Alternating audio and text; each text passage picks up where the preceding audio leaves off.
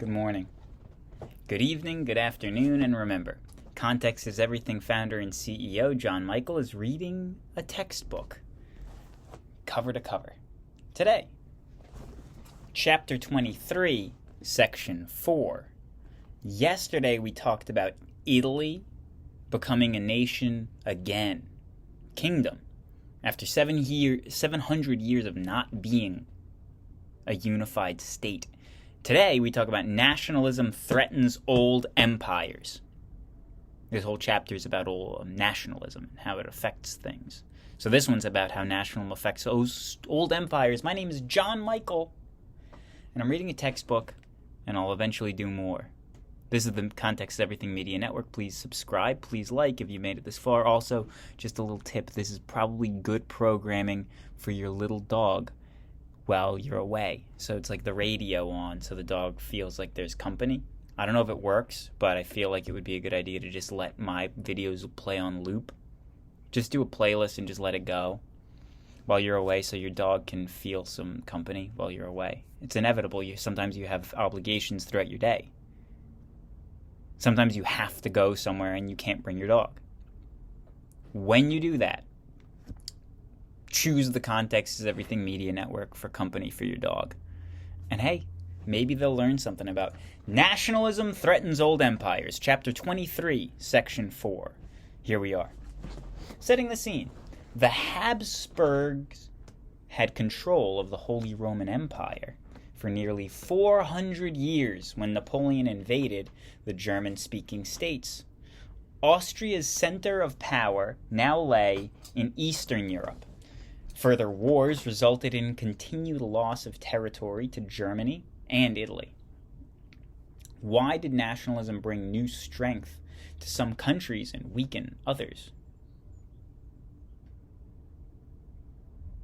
In Eastern Europe, the Austrian Hapsburgs and the Ottoman Turks ruled lands that included diverse ethnic groups. Nationalist feelings among these subject peoples contributed to tensions building across Europe.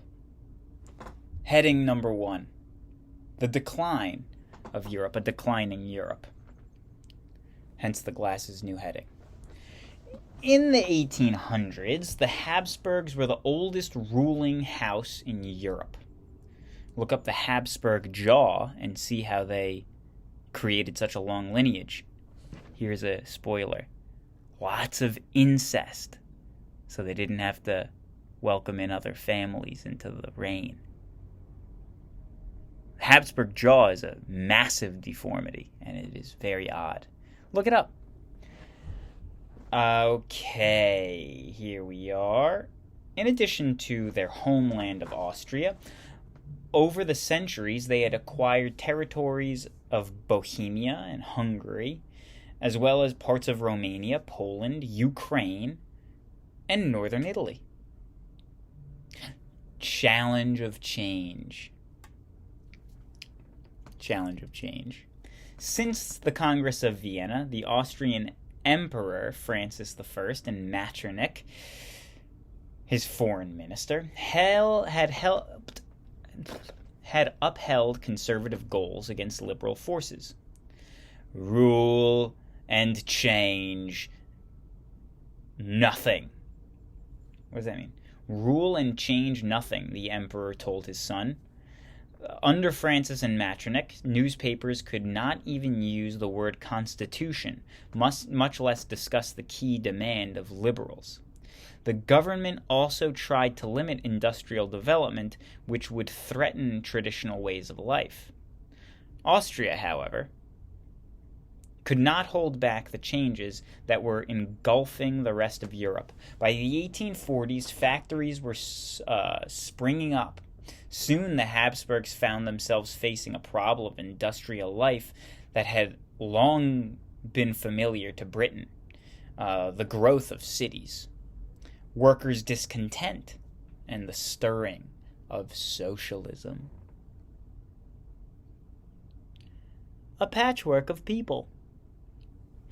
Equally disturbing to the old order were the urgent demands of nationalists. Hapsburgs presided over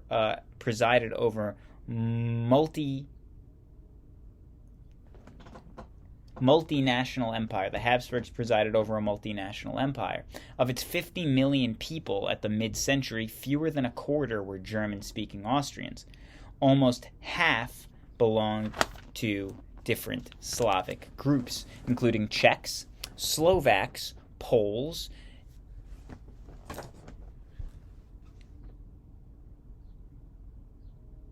Ukrainians, Romanians, Serbs, Croats, and Slovenians. Often rival groups shared the same religion. The empire also included large numbers of Hungarians and Italians. The Habsburgs ignored nationalist demands as long as they could. Peoples, Francis I once exclaimed. What does that mean, peoples? I know only subjects. As you've read, when nationalist revolts broke out across the Habsburg Empire in 1848, the government crushed them. Early reformers. Amid the turmoil of the 18-year-old Francis Joseph inherited the Habsburg throne. He would rule until 1916, presiding over the empire during its fading days in World War I. An early challenge came when Austria suffered its humiliating defeat at the hands of France and Sardinia in 1859. Francis Joseph realized that he needed to strengthen the empire at home. Accordingly, he made some limited reforms. He granted a new constitution that set up a legislature. This body, however, was dominated by German-speaking Austrians. The reforms thus satisfied none of the other national groups that populated the empire. The Hungarians, especially, were determined to settle for nothing less than total self-government. A dual monarchy. New heading. Austria's disastrous defeat in the 1866 war with Prussia brought renewed pressure for the change from Hungarians within the empire. 1 year later, Francis Deák, D-E-A with an accent K, a modern Hungarian leader, helped work out compromise with created a new political power known as the Dual Monarchy of Austria-Hungary. Under the agreement, Austria and Hungary were separate states. Each had its own constitution and parliament. Francis Joseph ruled both as an emperor of Austria and a king of Hungary. The two states also shared ministries of finance, defense, and foreign affairs, but were independent of each other in all other areas. Although Hungarians welcomed the compromise, other subjects resented it. Restlessness increased among the various Slovak groups, especially the Czech and Bohemia. Some nationalist leaders called the Slavs to unite,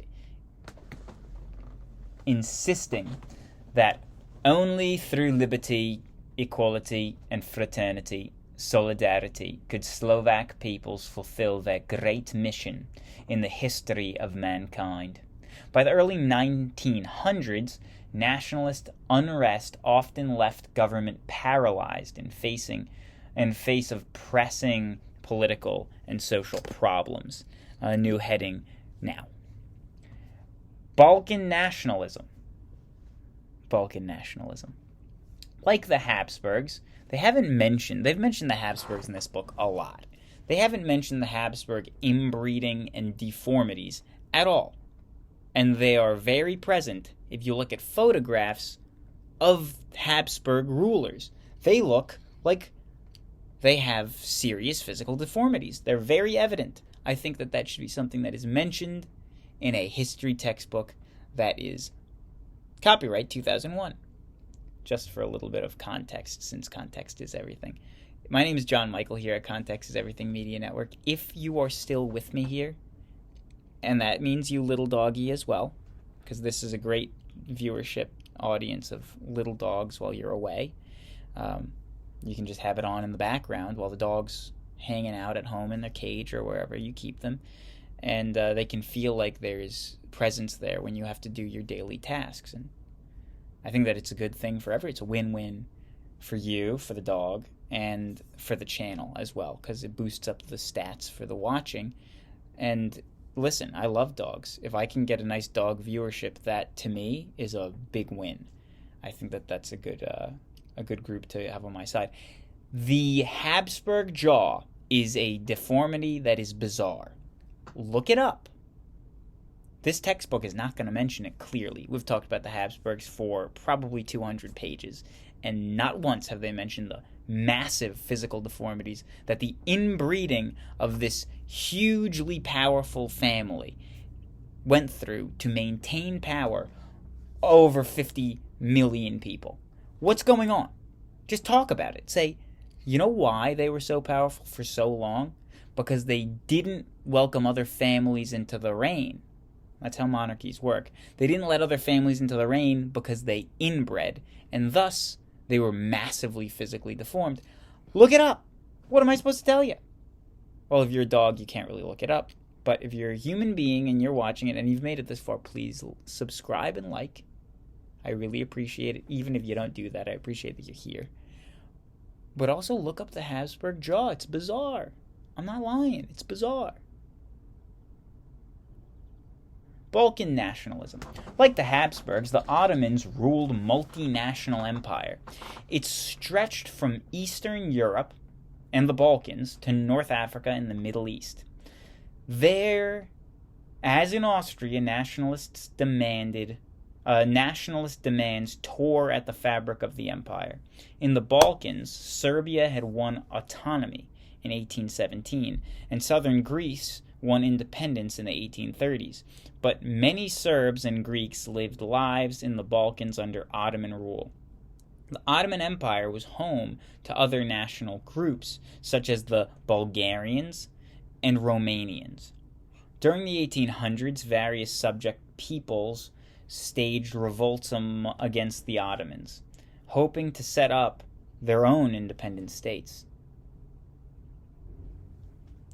Such nationalist stirrings became mixed up with the ambitions of great European powers. In the mid-1800s, Europeans came to see Ottoman Empire as the sick man of Europe. Eagerly, they scrambled to divide up Ottoman lands. Russia pushed towards the Black Sea and Russia pushed towards the Black Sea and Istanbul, which Russians called Constantinople, still called Constantinople. Austria-Hungary took control of the provinces of Bosnia and Herzegovina. Great word. Great country. Great soccer nation. This action angered the French. Now, this action angered the Serbs, who also had hoped to expand into the area. Meanwhile, Britain and France set their sights on other Ottoman lands in the Middle East and North Africa. In the end, a complex web of competing interests contributed to a series of crises, war in the Balkans. Russia fought several wars against the Ottomans. France and Britain sometimes joined the Russians and sometimes the Ottomans. Germany supported Austrian authority over its discontented national groups. But Germany also encouraged the Ottomans because of their strategic location in the eastern Mediterranean. In between, the subject peoples revolted and then fought among themselves. By the early 1900s, observers were referring to the region as the Balkan powder keg. The explosion that came in 1914 helped set off World War I. And that's the end of our time today. A little pat on the head for the dog. And thank you, humans, for listening. Please like and subscribe. I very much appreciate all of your viewership. And I hope you enjoy the weather. God bless. Goodbye.